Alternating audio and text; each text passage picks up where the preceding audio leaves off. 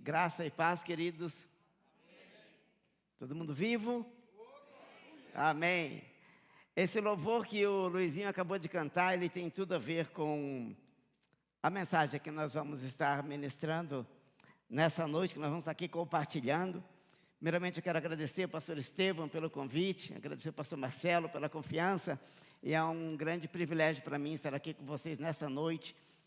Eu sei que Deus tem algo especial para plantar em nossos corações nessa noite, e a minha oração tem sido que possamos sair daqui hoje com algo muito especial no nosso coração da parte de Deus, que vai trazer transformação às nossas vidas e que vai nos fazer ser ainda mais frutíferos do que temos sido até aqui.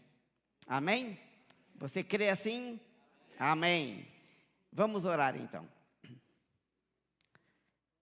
Eterno, nós glorificamos o Teu nome, Te exaltamos na beleza da Tua majestade, Te pedimos perdão pelos nossos pecados e iniquidades, e pedimos, Eterno, que o Senhor venha a fluir o Teu Espírito através das nossas vidas nessa noite, Pai, que tudo aquilo que o Senhor planejou fazer nessa noite, em nossas vidas, seja feito segundo o Teu querer, a Tua vontade, que o Senhor me use como instrumento em Tuas mãos, Pai, para que o Teu Espírito flua através de mim, meu Deus, e que não seja o Omar, Pai, mas seja o Teu Espírito agindo, Senhor. Me ajuda, Pai, a ser fiel a tudo aquilo que o Senhor tem colocado no meu coração, e eu também te peço, Senhor, meu Deus, como disse João Batista, convém que eu diminua e que o Senhor cresça, Pai.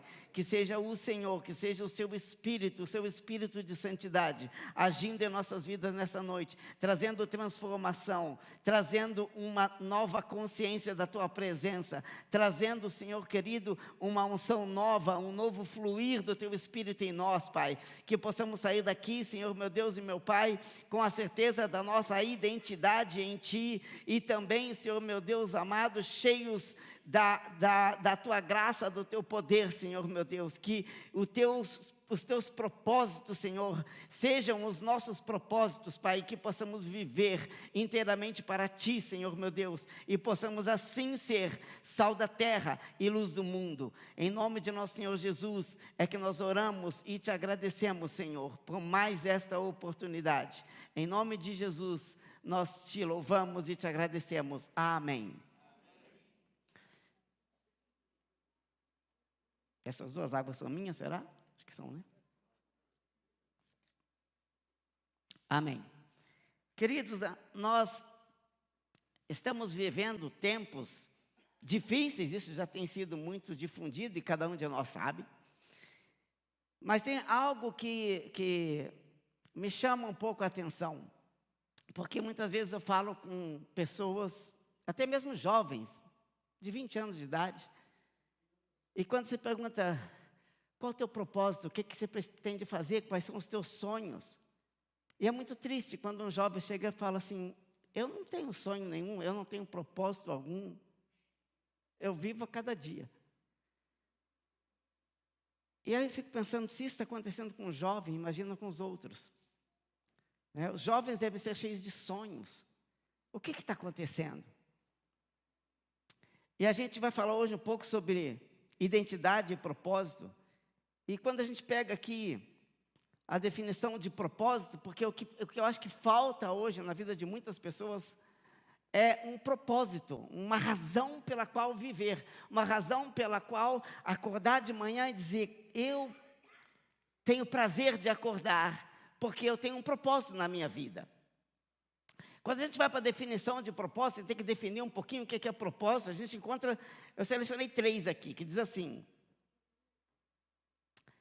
propósito de vida é uma meta de longo prazo, ou então é uma grande vontade de alcançar um objetivo, ou a intenção de fazer algo grande e que seja relevante. Mas eu gosto muito de definir propósito contando uma história que eu ouvi há muito tempo atrás. Eu queria pedir que Bruna coloque o segundo slide, por favor. Está fácil porque eu só tenho 2 slides. Esse é um e esse é o segundo.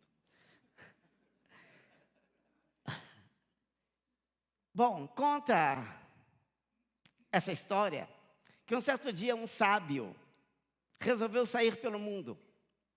Então ele saiu e foi andando.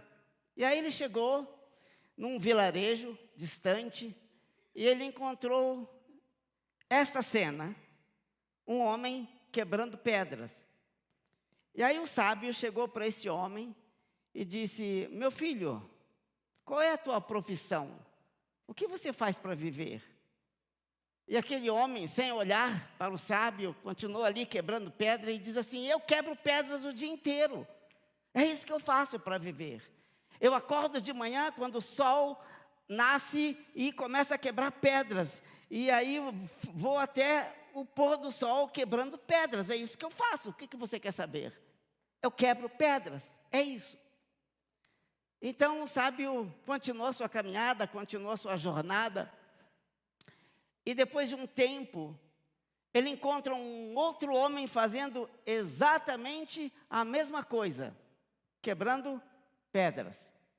E aí o sábio chega para este homem, que estava ali quebrando pedras, e ele chega para esse homem e pergunta assim: meu filho, o que você faz para viver?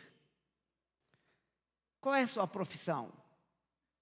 Então aquele quebrador de pedras larga por um instante a sua marreta e olha nos olhos daquele sábio e diz assim: vem até aqui. Aí ele caminha um pouco e ele mostra para o sábio: está vendo aquela montanha? E o sábio diz: sim. Está vendo que lá em cima da montanha está sendo construída uma igreja?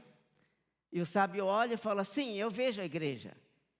E aí aquele homem diz: pois é, eu estou construindo aquela igreja. Entende o que é isso? Ele estava quebrando pedras. Lá em cima da montanha tinham outras pessoas que estavam construindo, montando as paredes da igreja com aquelas pedras. Não era ele que estava lá. Ele só estava quebrando pedras. Mas ele se via como parte de um todo. Ele se via parte daquele trabalho tão digno de construir uma igreja. Ele não se via como um mero quebrador de pedras. Ele se via como alguém que faz algo que a princípio tão pequeno, talvez tão insignificante, mas ele sabe que ao cortar aquelas pedras no tamanho certo, isso vai ajudar aqueles outros que estão construindo a igreja a levantar as paredes de uma forma correta. Ele não se via como um simples quebrador de pedras como o primeiro, mas ele se via como alguém importante, independente de que o trabalho dele aparentemente não tenha uma relevância, mas ele sabia que para ele tem relevância porque ele é parte de um projeto maior. Muitas vezes, pessoas olham para si mesmos e dizem: eu não tenho habilidade nenhuma. Ou o que eu faço é tão insignificante, é tão irrelevante, que sou eu, né? Então, Deus pode usar outro mais capacitado, não a mim. Mas eu quero te dizer uma coisa, nessa noite, se você se sente assim, Deus escolhe um coração íntegro, e a capacidade Ele dá para você. Lembro de uma história que uma amiga minha e da Silvia, ela é esposa de um rapaz que trabalhou comigo lá em Minas Gerais. E ela trabalhava na funcionária pública da prefeitura e ela fazia visitas para cadastrar as pessoas em auxílio. E ela foi numa comunidade muito carente, lá em Belo Horizonte. E quando ela foi lá, fez o registro da família. Quando ela está vindo numa daquelas vielas, uma pessoa que está em cima de uma escada fazendo um reparo numa daquelas casas humildes, e ele chega para ela e fala assim: ei, você aí. Aí ela parou, olhou para cima, estava ela e mais 3 pessoas. Ele falou assim: é você mesmo, espera um pouquinho. Aquele cara desceu a escada, aquele homem, e chegou para ela e falou assim: eu tenho uma palavra de Deus para você. Você é uma serva de Deus. E ela começou a chorar, porque ela era recém-convertida. E ele falou algumas coisas para ela, e que fizeram todo sentido na vida dela. E ela chorou muito e abraçou aquele homem, agradeceu a palavra. E quando ela entrou no carro, ela falou, depois para mim e para minha esposa essa história, ela falou assim, ela falou para Deus, Pai, como pode? Um homem tão cheio da tua presença, tão cheio do teu espírito, está morando num lugar tão carente, reparando uma casa que deve ser a dele, tão pobrezinha. E Deus falou ao coração dela, você está vendo com estes olhos, mas você tem que entender que aqui ele tem uma mansão. Esses dois exemplos nos mostram que nós precisamos acreditar mais em nós mesmos, porque Deus acredita em nós. E eu trouxe um versículo da palavra que reflete bem isso, que vai mostrar para você não apenas o teu propósito de vida, mas a tua identidade. Porque para que a gente entenda o nosso propósito, a gente precisa entender primeiro a nossa identidade. Quem eu sou para Deus, quem você é para o Senhor. Antes de colocar o versículo, isso, pode tirar um. Antes de colocar o versículo, eu quero ler um pouquinho o contexto histórico, a gente vai ler primeira carta de Pedro, no versículo 2, desculpe, 1 Pedro, capítulo 2, versículo 9. O contexto histórico é, Pedro escreveu essa carta, ela é destinada ao povo judeu que havia se convertido e aceitado o Senhor Jesus como seu Senhor e Salvador, estavam fora da cidade dele, fora de Jerusalém, possivelmente espalhados pela Ásia Menor e por outras regiões. É claro que essa carta se destina também a todos nós que aceitamos o nosso Senhor Jesus. A data que essa carta foi escrita é entre o ano 62 a 64 depois de Cristo, bem próximo ali, provavelmente, porque a invasão de Roma aconteceu em 64, onde houve a grande perseguição aos cristãos, sob o comando do imperador Nero. Então, esse era o panorama histórico. E Pedro escreve algo aqui, e esse versículo 9, nós vamos dividir ele em duas partes. Nós vamos ler a primeira parte A, que diz assim, estou lendo na versão Nova Almeida atualizada. Vocês, porém, são... Deus está falando isso para mim e para você, querido. Tá? Vocês, porém, são... geração eleita, sacerdócio real, nação santa, povo de propriedade exclusiva de Deus. Paramos aqui um pouquinho para analisar essa parte. De onde Pedro tirou isso? Isso não veio da cabeça de Pedro. Quando a gente vai lá para Deuteronômio, capítulo 7, versículo 6, diz assim: porque vocês são um povo santo para o Senhor, seu Deus.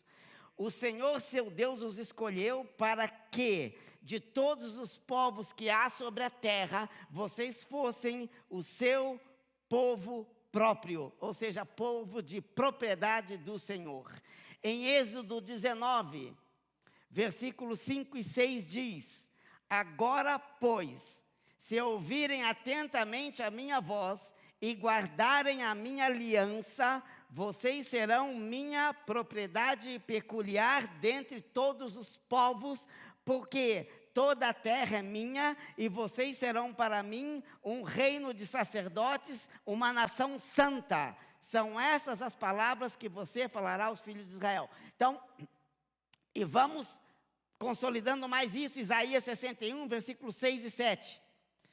Mas vocês serão chamados sacerdotes do Senhor e serão conhecidos como ministros do nosso Deus.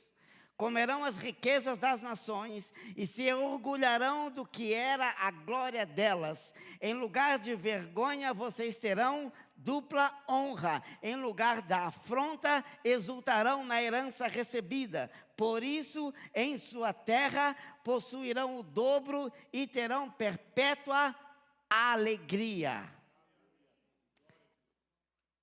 Esse aqui é quem você é. Povo santo, na geração eleita, sacerdócio real, propriedade exclusiva do Deus Todo-Poderoso. Você pertence ao Deus eterno, o Todo-Poderoso, o Rei dos Reis, o Senhor dos Senhores, o dono do universo. Nós não somos qualquer pessoa. Você não é qualquer um. Jesus pagou o preço de sangue por minha vida e por sua vida. Isso define quem você é. Isso define a tua identidade em Jesus. Segunda parte do versículo diz: a fim de proclamar as virtudes daquele que o chamou das trevas para a sua maravilhosa luz. Então, para aí. Na primeira parte desse versículo, nós estamos falando de identidade. Quem nós somos. E na segunda parte, qual é o nosso propósito? Para que Deus nos formou e criou e nos colocou neste tempo, nesta terra, nesta nação, nesta cidade. A fim de proclamar as virtudes daquele que nos chamou das trevas para a sua maravilhosa luz. Que virtudes são essas? Vamos para Gálatas 5, 22, 23, muito conhecido por vocês. O fruto do Espírito é amor, alegria, paz, longanimidade, benignidade, bondade, fidelidade, mansidão, domínio próprio. Essas virtudes pertencem a Deus, que é dado a nós através do seu Espírito. E esse é o fruto do Espírito de Deus em nós. Deus ama, Ele é amor. O que Ele espera da gente? Que nós possamos amar e ser instrumentos de luz, luz do mundo, luz para o mundo em trevas e sal da terra, diz a palavra de Deus. Deus quer, a partir do momento que você sabe quem você é, que você conhece a sua importância no reino de Deus. E aí a gente não está falando de habilidades, nós estamos falando de importância que somos no reino de Deus, como filhos de Deus, comprados pelo sangue de Jesus. Quando nós entendemos isso, nós sabemos que essa é a nossa identidade. Nós somos filhos de Deus, somos comprados pelo sangue de Jesus para um propósito. Qual é o propósito principal? Sermos sal da terra e luz do mundo. O mundo está em trevas, queridos. E a cada dia, mais rapidamente, ele caminha para trevas ainda mais densas. Deus espera que eu e você façamos a diferença nesse mundo em trevas. Deus não nos chamou para sermos iguais aos que estão lá fora. Deus não nos chamou para que nós tenhamos as mesmas preocupações daqueles que estão lá fora. Deus não nos chamou para que nós vivêssemos reclusos com medo, com pânico, como aqueles que estão lá fora. Deus nos chamou para a liberdade, para encher-nos da sua graça, encher-nos do seu espírito, e uma vez cheios da graça e do Espírito de Deus, nós possamos lá fora ser sal da terra e luz do mundo. Nós possamos ser a extensão dos braços de Deus para abençoar as pessoas que estão ali fora. Pode ser num gesto simples, pode ser em alguma coisa maior. Deus sabe onde Ele vai te levar, mas nós temos que entender que somos instrumento nas mãos de Deus, e onde nós colocamos os nossos pés, ali está o reino de Deus, e Deus te chamou para que eu e você façamos a diferença nesse mundo.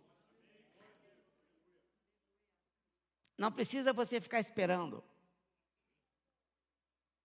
o próximo mega evento que vai acontecer para você ser usado por Deus. Eu tenho tido algumas experiências muito interessantes. Um dia eu estava caminhando e eu vi um senhor com uma carrocinha dessas que fica juntando reciclados, né? Papel, papelão, tal, etc. E eu passei por ele. E eu olhei para ele e Deus falou, vai lá falar com ele.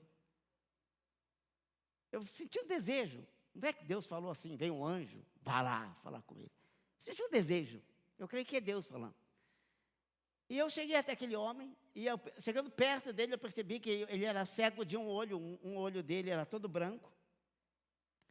E eu conversei com ele, perguntei o nome dele e tal. E perguntei como é que estava, como é que ele estava. Ele falou, estou bem, todos os dias eu agradeço a Deus por mais um dia de vida e por Ele me dar força para eu poder carregar esse carrinho. Gratidão. Ele falou, minha esposa não caminha, tem problema, ela não se locomove mais, então eu tenho que trabalhar. Mas eu agradeço a Deus, porque Ele me dá saúde para todo dia eu sair com esse carrinho. E eu orei por ele, e vou dizer isso aqui, não para me exaltar, porque isso não vem de mim, absolutamente, mas vou falar porque eu estou no meio de um povo cristão. Eu costumo andar com um valor em dinheiro de um saquinho plástico e um versículo da Bíblia dentro daquele valor, e eu peguei e dei para ele. E falei, o senhor sabe, consegue ler? Ele falou, sim. Eu falei, então aqui está a palavra de Deus, um versículo para você. E eu entreguei para ele, fiz uma oração rápida com ele, a gente estava no meio da rua, passando o carro. E ele ficou numa alegria enorme. Isso é a gente ser instrumento nas mãos de Deus, para abençoar as pessoas. Pedi que Deus abençoasse dele, que Deus escrevesse o nome dele no livro da vida, que o Senhor mudasse a história daquele homem. Quantos estão por aí fora, esperando que o povo de Deus se manifeste? Muitas vezes, queridos, me perdoem falar isso para vocês, eu me incluo nisso também. A gente está muito confortável dentro da casa, dentro dessa congregação maravilhosa que nós temos. Nós estamos muito confortáveis aqui dentro. A gente precisa ser luz para aquele mundo em trevas. Você tem a oportunidade muitas vezes de falar com caixa de supermercado, dizer Deus te abençoe. Eu costumo, quando passo pelas pessoas, falar aquilo que está no meu coração. Silvia também. Deus abençoe você. Poxa, esse teu filhinho é tão lindo. Que Deus abençoe, que Deus guarde, que Deus proteja. As pessoas abrem um sorriso, falam amém. Alguns são meio cara fechada, né? Se dá bom dia, não fala nada, mas não importa. Teve uma vez que tinha um senhor andando e ele andava com muita dificuldade. E eu acho que ele tinha problema, ele não estava com muita sensibilidade nas pernas. E tinha sabe esses fios de pipa, mas um emaranhado grande de fio. E ele estava andando e aquele negócio arrastando lá atrás. E eu estava andando atrás dele, eu falei, Silvia, tem que tomar cuidado, porque se pisar ali ele vai cair. Aí eu passei na frente dele, fiz sinal para ele, pode parar um pouquinho? Aí ele sorriu, por que é? Eu falei, olha para o seu pé. Aí ele olhou, tirei aquilo do pé dele, desembaracei os pés dele, joguei aquilo fora do caminho, e ele abriu um sorriso e me agradeceu, muito obrigado, querido. Quando eu fiz isso, eu falei, que Deus te abençoe, meu querido, que siga em frente, Deus é contigo. Quando eu fiz isso, quando acabei, depois que continuei minha caminhada, eu estava andando, o Senhor falou para mim, para isso eu te chamei. E isso não é para mim somente, é para cada um de vocês que está aqui. Nós somos chamados para desembaraçar os pés daqueles que não conseguem andar. Porque estão amarrados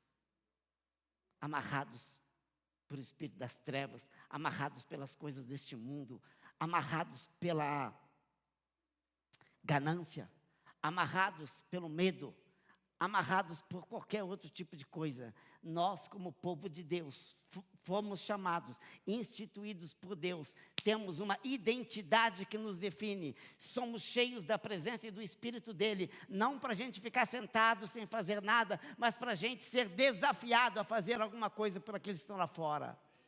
Eu sei que desculpas nós temos muitas. Tem um ditado que é muito forte, que fala assim, quem quer fazer alguma coisa acha um meio, quem não quer acha uma desculpa. Isso mexeu muito comigo quando eu vi isso. Porque às vezes, queridos, a gente está dentro das nossas coisas, eu tenho que trabalhar, eu tenho que fazer isso, eu não tenho tempo para nada, blá, blá, blá, e a gente enche de desculpas para não fazer o mínimo que seja daquilo que Deus quer que seja feito. Deus te chamou para ser luz lá fora. Deus chamou para ser luz para o seu vizinho. Deus chamou para ser luz no local onde você trabalha. Deus te chamou para que você seja luz onde você colocar os seus pés. E aqui eu não estou dizendo que você tem que começar a pregar para as pessoas dentro do teu horário de trabalho. Não é isso que se trata. Se trata de você ser um profissional tão íntegro e tão correto que as pessoas vão ver o brilho da luz de Jesus na sua vida. Ainda que você não fale nada, eles vão ver e vão te procurar em momentos de angústia, porque sabem que há uma luz em você. Há uma pessoa aqui da igreja que trabalha num banco que falou para mim, ela falou: Mário, agora eu só tenho meia hora de almoço, porque meia hora eu estou destinando a ouvir as pessoas. E as pessoas chegam para mim e falam: eu sei que você é especial, Deus está dentro de você. Eu estou com um problema assim no casamento, com problema assado, com não sei o quê, estou para não sei aonde. E começa a pedir conselho para ela. E agora, de uma hora de almoço, ela tem meia, porque as outras meia ela dedica para estar ouvindo as pessoas e estar orando pelas pessoas. Isso é fantástico, é isso que Deus quer da gente. Os dias se aproximam da volta de Jesus, queridos, e a gente não pode ficar parados, presos em nós mesmos. Continuando, 2 Pedro, agora versículo 10 até 12. Antes, vocês eram povo, mas agora são povo de Deus. Antes nós éramos um povo, andando por aí de qualquer jeito, fazendo as coisas da nossa forma, do nosso jeito, vivendo para nós mesmos e perseguindo os nossos próprios ideais. Não era assim? Mas agora somos um povo de Deus. Antes não tinham alcançado misericórdia, mas agora alcançaram misericórdia. Amados, peço a vocês, como peregrinos e forasteiros que são. Ele está se referindo ao povo de Deus que estava fora de Jerusalém. Mas isso vale para nós hoje. Por quê? Porque nós somos peregrinos e forasteiros nessa terra. A nossa identidade nos leva a ser cidadãos dos céus. Nós estamos aqui de passagem. A hora que Jesus voltar nas nuvens, Ele vai recolher o seu povo e nos levar para Ele. Lá é a nossa pátria. Então aqui somos peregrinos e forasteiros que são. Veja o que ele está falando aqui. Amados, peço a vocês, como peregrinos e forasteiros que são, que se abstenham, se afastem das paixões carnais que fazem guerra contra a alma, tendo conduta exemplar no meio dos gentios, para que, quando eles os acusarem de malfeitores, observando as boas obras que vocês praticam, glorifiquem a Deus no dia da visitação. Temos uma identidade, temos um propósito, e não podemos perder isso. Qual o cuidado que nós temos que ter? De nos afastar, de repudiarmos as paixões carnais. E é aqui que isso tem pego muitas pessoas. Porque não dá para ficar com um pé na igreja e outro no mundo. Não vai se sustentar. Como muitos têm relativizado, eu esqueci a palavra, tornando tudo muito relativo, vivemos hoje, claro que isso não se aplica a todos, mas se aplica a um percentual importante do meio evangélico, não estou falando especificamente da nossa igreja, apenas do meio evangélico. Pessoas que acreditam que, por causa da graça, pode viver de qualquer jeito. Então, pode ter sexo antes do casamento, pode viver do jeito que bem entende, pode fazer aquilo que acredita que pode fazer, pode viver como qualquer pessoa do mundo vive.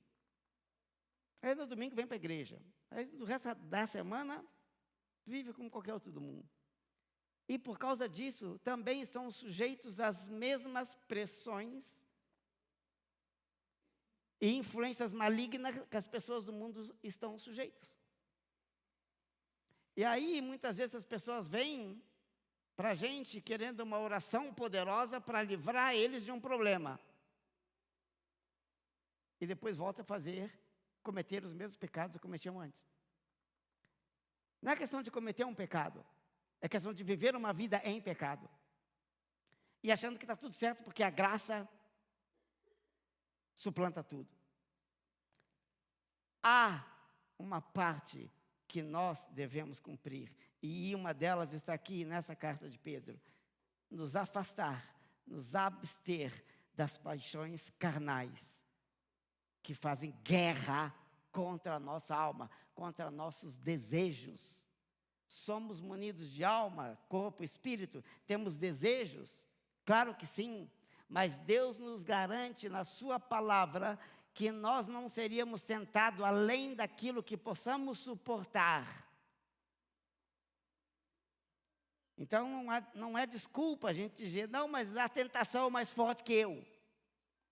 Está errado, não está na Bíblia. A Bíblia fala que Deus é fiel e que não deixa eu e você sermos tentados além do que possamos suportar. Então, se a tentação vem, nós podemos suportar. Agora, tem uma parte nossa que é o quê? Nos abster, nos afastar, repudiarmos tudo aquilo que nós sabemos que não agrada a Deus. Porque esse pecado vai trazer o quê? Separação entre você e Deus. Entre eu e Deus. Tendo conduta exemplar, ele fala. A nossa conduta como homens e mulheres de Deus tem que ser exemplar. Está cheio de mau testemunho por aí. E isso é muito triste, porque isso envergonha o nome do nosso Deus. Eu mesmo trabalhei com um rapaz, quando eu voltei da Alemanha para o Brasil, dentro da minha equipe. Aí, claro, as pessoas ficaram sabendo que eu sou cristão. E aí teve uma pessoa que falou assim, mas o fulano também é. E deu uma risadinha. Eu falei, por que isso, né? Depois, convivendo um pouco mais com aquela pessoa, eu vi que ele era um péssimo testemunho. As pessoas não acreditavam. Aí, vindo o meu exemplo, para a honra e glória do nome de Jesus, que isso não vem de mim, não vem de nenhum de nós, é Deus quem nos capacita, até mesmo para darmos um bom testemunho. Eles mudaram a mentalidade que eles tinham sobre o povo evangélico. Em 2 Coríntios 5, 17, diz assim, se alguém está em Cristo, é nova criatura, as coisas antigas passaram, eis que se fizeram novas. Ou seja, não dá para dizer que agora que estamos alicerçados na rocha, que é o nosso Senhor Jesus, nós vamos continuar praticando as coisas que praticávamos quando não tínhamos o conhecimento da verdade.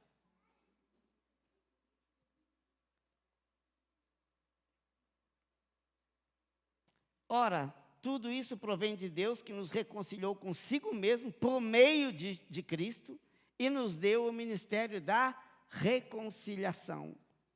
Ou seja, Deus quer nos usar de uma forma gloriosa para o engrandecimento do reino dele. Como é que Deus vai se manifestar a alguém que está lá fora que não tem o conhecimento dele? Através de mim e de você. Nós somos o instrumento que Deus vai usar para abençoar aqueles que estão lá fora. E através do nosso testemunho, trazer aqueles que estão lá fora para o conhecimento de Jesus. Para dentro do reino.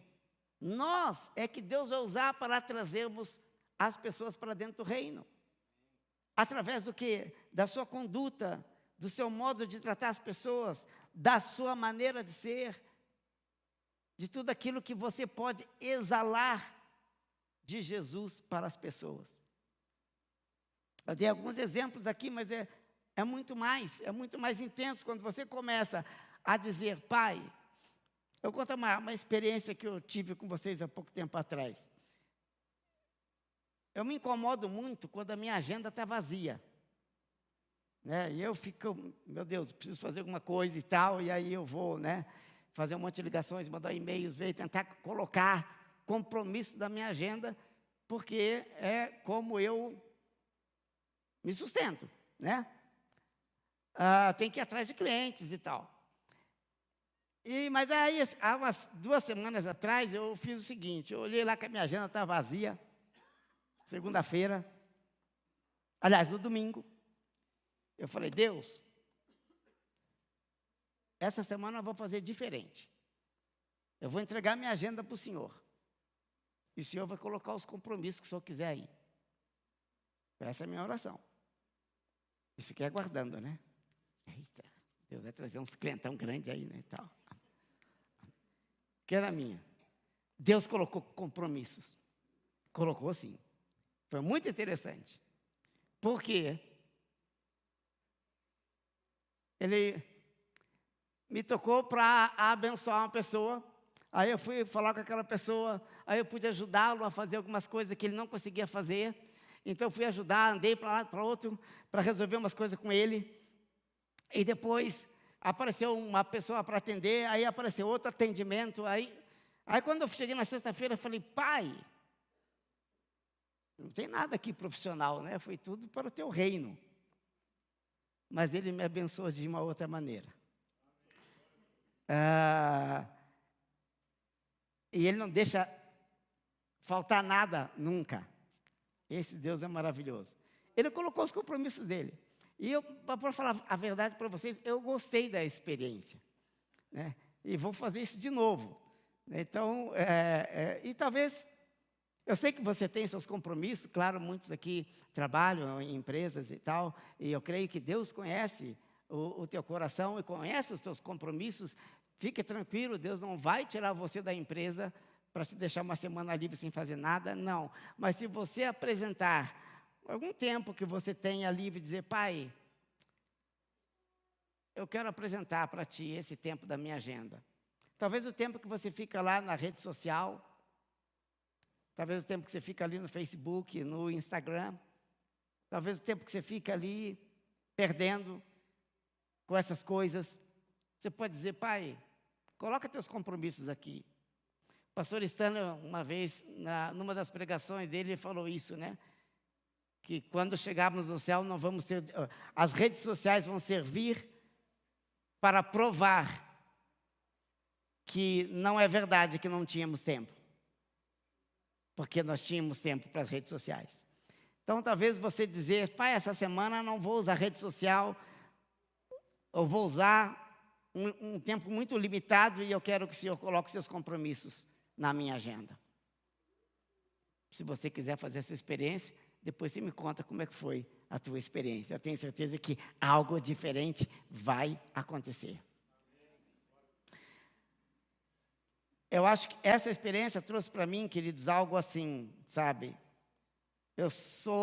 Meu perfil é muito de eu mesmo tomar conta de tudo e resolver tudo e eu fazer e eu. Quando eu entreguei minha agenda para Deus, eu abri mão do meu eu, falei, Senhor, tá contigo.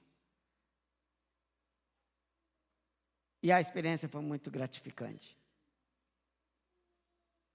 Eu fiz muita coisa e senti uma alegria incrível de ter feito dessa forma. Jeremias 29:11, eu vou encerrar com essa palavra. Diz assim, eu é que sei que pensamentos tenho a respeito de vocês, diz o Senhor. A teu respeito. São pensamentos de paz e não de mal, para dar-lhes um futuro e uma esperança. Então vocês me invocarão, se aproximarão de mim em oração e eu os ouvirei. Vocês me buscarão e me acharão quando me buscarem de todo o coração. Há uma promessa aqui, há uma condicional também. O quando. Vocês vão me buscar e me encontrar. A palavra de Deus para nós. Quando? Qual a condição? Buscarmos a Ele com todo o nosso coração. Com toda a nossa força, com todo o nosso entendimento. Da mesma forma que a palavra fala que nós temos que amá-lo. quando nós colocamos o nosso coração a buscar ao Senhor com integridade, abrindo o nosso coração a Deus, falando das nossas falhas, das iniquidades, dos pecados que cometemos. Que tem pessoas que oram a Deus, mas eles escondem como se Deus não visse tudo aquilo. Muitas vezes as pessoas estão num determinado pecado e elas acham que é vergonhoso falar para Deus a respeito daquele pecado. E elas não abrem o coração para Deus. Mas Deus sabe. Porque quando você está cometendo aquele pecado, Deus está vendo. Os olhos dele estão sobre você. Então, abra o coração para o Senhor. Ele é o teu melhor amigo. Pai, eu estou cometendo esse pecado, não quero fazer isso, mas não tenho encontrado forças, me ajuda. Confessa esse pecado ao Senhor. E Ele vai dar a você a força. E Ele vai ver que você tem um coração íntegro. Então, você está buscando Ele de todo o coração. E Ele vai ser achado de você. E vai responder a sua oração. E vai te abençoar e te fortalecer.